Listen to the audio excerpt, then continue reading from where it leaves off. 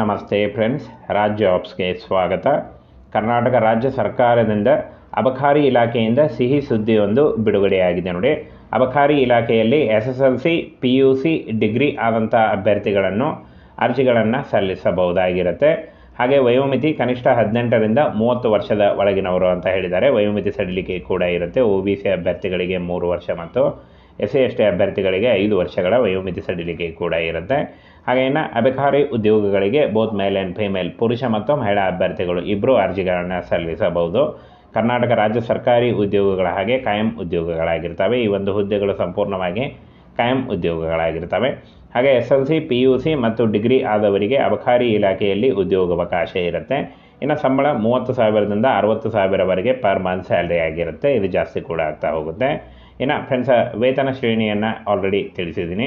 ಹಾಗೆ ಇಲ್ಲಿ ನೋಡಿ, ಸಭೆಯಲ್ಲಿ ಶಿಕ್ಷಕರ ಕ್ಷೇತ್ರದಿಂದ ನಾರಾಯಣಸ್ವಾಮಿ ಅವರು ಅಬಕಾರಿ ಇಲಾಖೆಯಲ್ಲಿ ನೇಮಕಾತಿ ಮಾಡಿಕೊಳ್ಳುವುದರ ಬಗ್ಗೆ ಕೇಳಲಾದ ಪ್ರಶ್ನೆಗೆ ಅಬಕಾರಿ ಸಚಿವರು ಉತ್ತರಿಸಿದ್ದಾರೆ. ಅನುಬಂಧ 1ರಲ್ಲಿ ಖಾಲಿ ಇರತಕ್ಕಂಥ ಹುದ್ದೆಗಳ ಸಂಖ್ಯೆ, ಈಗಾಗಲೇ ಕಾರ್ಯನಿರ್ವಹಿಸುತ್ತಿರುವ ಸಿಬ್ಬಂದಿಗಳ ಹಾಗೆ ವೇತನದ ಬಗ್ಗೆ ಕೂಡ ಮಾಹಿತಿಯನ್ನು ನೀಡಲಾಗಿದೆ ಅಂತ ಹೇಳಿದ್ದಾರೆ. ಫ್ರೆಂಡ್ಸ್, ಇಲ್ಲಿ ನೋಡಿ, ಖಾಲಿ ಇರತಕ್ಕಂಥ ಉದ್ಯೋಗಗಳು ಗ್ರೂಪ್ ಎಯಲ್ಲಿ 60 ಹುದ್ದೆಗಳಿದ್ದರೆ ಗ್ರೂಪ್ ಬಿಯಲ್ಲಿ 8 ಹುದ್ದೆಗಳಿದ್ದಾವೆ. ಹಾಗೆ ಗ್ರೂಪ್ ಸಿಯಲ್ಲಿ 1,633 ಖಾಲಿ ಉದ್ಯೋಗಗಳಿದ್ದಾವೆ ನೋಡಿ. ಈ ಒಂದು ಖಾಲಿ ಉದ್ಯೋಗಗಳಿಗೆ ನೇಮಕಾತಿ ಆಗುತ್ತೆ ಅಂತ ಹೇಳಿದ್ದಾರೆ. ಹಾಗೇನ ಗ್ರೂಪ್ ಡಿಯಲ್ಲಿ ಬರ್ತಕ್ಕಂಥ ಚಾಲಕರ ಹುದ್ದೆಗೆ ಹಿರಿಯ ವಾಹನ ಚಾಲಕರು 14 ಹುದ್ದೆಗಳು, ಅಬಕಾರಿ ಕಾನ್ಸ್ಟೇಬಲ್ 573 ಹುದ್ದೆಗಳು, ಹಾಗೆ ಮುಖ್ಯ ಪೇದೆ 165 ಹುದ್ದೆಗಳು, ಬೆರಳಚ್ಚುಗಾರ 46 ಹುದ್ದೆಗಳಿದ್ದರೆ ದ್ವಿತೀಯ ದರ್ಜೆ ಸಹಾಯಕರು 137 ಹುದ್ದೆಗಳು, ಶೀಘ್ರ ಲಿಪಿಗಾರರು 34 ಹುದ್ದೆಗಳು, ಹಾಗೆ ಪ್ರಥಮ ದರ್ಜೆ ಸಹಾಯಕರು 136 ಹುದ್ದೆಗಳು ಖಾಲಿ ಇದೆ. ಹಾಗೆ ಅಬಕಾರಿ ಉಪನಿರೀಕ್ಷಕರು 353 ಹುದ್ದೆಗಳು, ಹಾಗೆ ಅಬಕಾರಿ ನಿರೀಕ್ಷಕರು 60 ಹುದ್ದೆಗಳು, ಲ್ಯಾಬ್ ಸಹಾಯಕ 2 ಹುದ್ದೆಗಳು ಖಾಲಿ ಇದೆ.